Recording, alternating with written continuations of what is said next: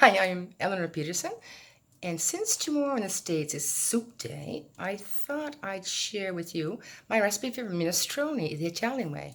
So here we go. You can't see me because I'm on my own, and so the camera's just there. So the veggies. Let's start with the veggies. Okay, whatever vegetables you want, you can put inside of in your minestrone. I put carrots, zucchini, green beans, potatoes, tomatoes, onion, and cauliflower, the Roman cauliflower. And since I have no peas, you can get the frozen peas to add. And if you don't have time at all, you can always use the bags of ready chopped up veggies for your minestrone. I don't know if you can find them in the States, but we have them here. It's called minestrone. There you go. So let's start chopping up our veggies. Okay, so now we have carrots, tomatoes, potatoes, whatever, if you're UK or not, tomatoes or tomatoes and potatoes, onion, zucchini, and I said cauliflower, the Roman cauliflower, and frozen peas because I didn't have any fresh ones, okay? Now we're going to dice them up so we can prepare the minestrone. Okay, so for the potatoes, what was that song? I always make fun of my friends of the UK. I say potato and you say potato. I say tomato and you say potato. Well, forget it. Okay. Tomatoes and potatoes. Let's go for the carrots. Too short. It's okay. Watch your fingers.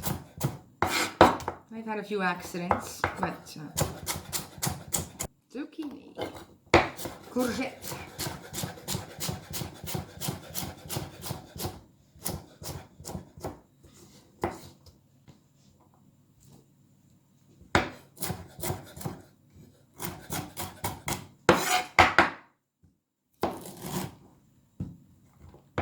here, making a mess. Almost there. Okay, there's a few more. I'm missing the onions. Yeah. The string beans without the string.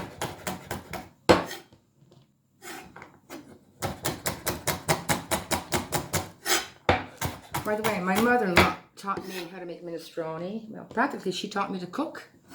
So when I arrived in Italy was almost 20, and I knew how to make bacon and eggs, and maybe a steak. That was it.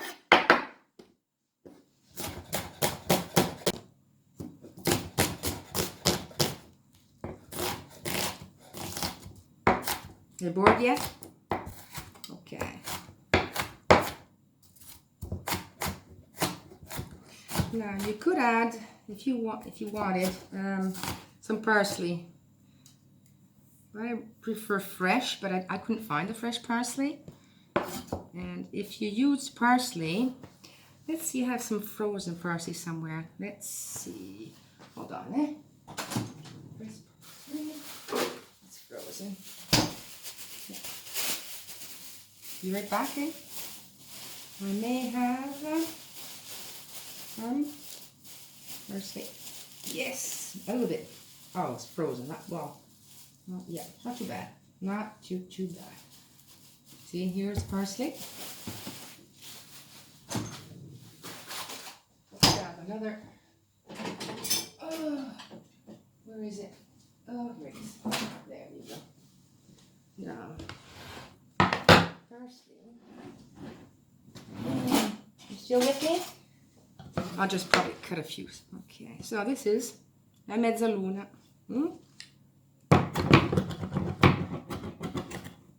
Oh, it's all over the place.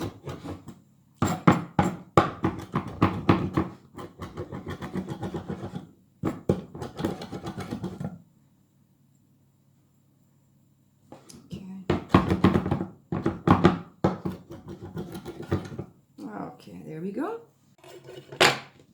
And this we can add over here.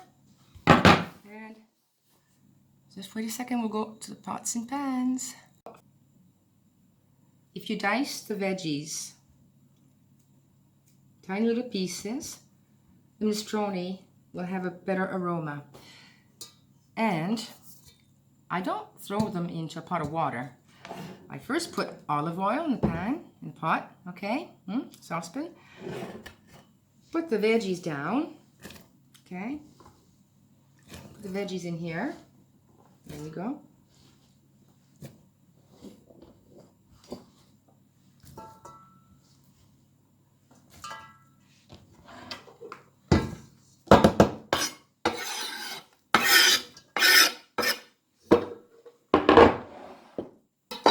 Put them on the stove, on the gas stove, eh? Here we go.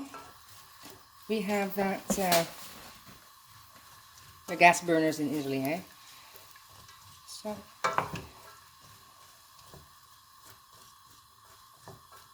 you stir for about more or less 5 minutes, making sure it doesn't get stuck in the bottom of the saucepan, okay, the veggies.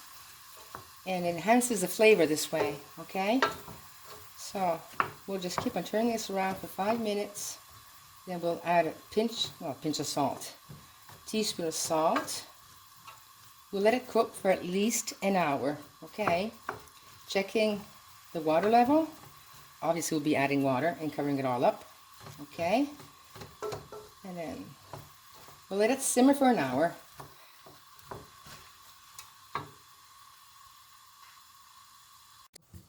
So while the minestrone is cooking, I'll show you a few tips here. So if you like your soup chunky, okay, you can then, after 30 minutes or so, what the minestrone has been cooking, you can add cereals or rice, whatever you prefer, okay, to the minestrone, okay.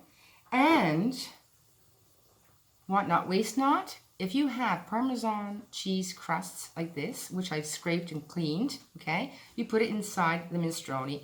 It will give a wonderful flavor to your soup, okay? And at the very end, with the chunky soup or whatever, the secret is, at the very end, before you take it off the burners, you add pesto, it's a basil sauce, okay? And that gives it extra flavor. And that's what minestrone is all about in our area, okay? In northern Italy. If you prefer to chop up your veggies, as I said, you'll have to wait until you chop up the veggies. Then you'll add your cheese crust, otherwise, you know, which you can also eat afterwards, because this is nice. This is hard, but once it's cooked, has cooked for half an hour at least, it gets nice and soft and you can even eat it. So you're not wasting anything. Then I'll add, obviously, my noodles and obviously the basil at the very end. So our cereals are cooked, everything's fine. All we have to do is add the pesto.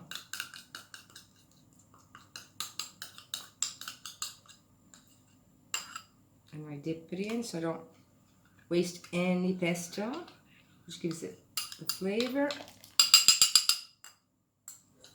Don't forget the salt. Taste your soup, because I tend to put very little salt when I cook.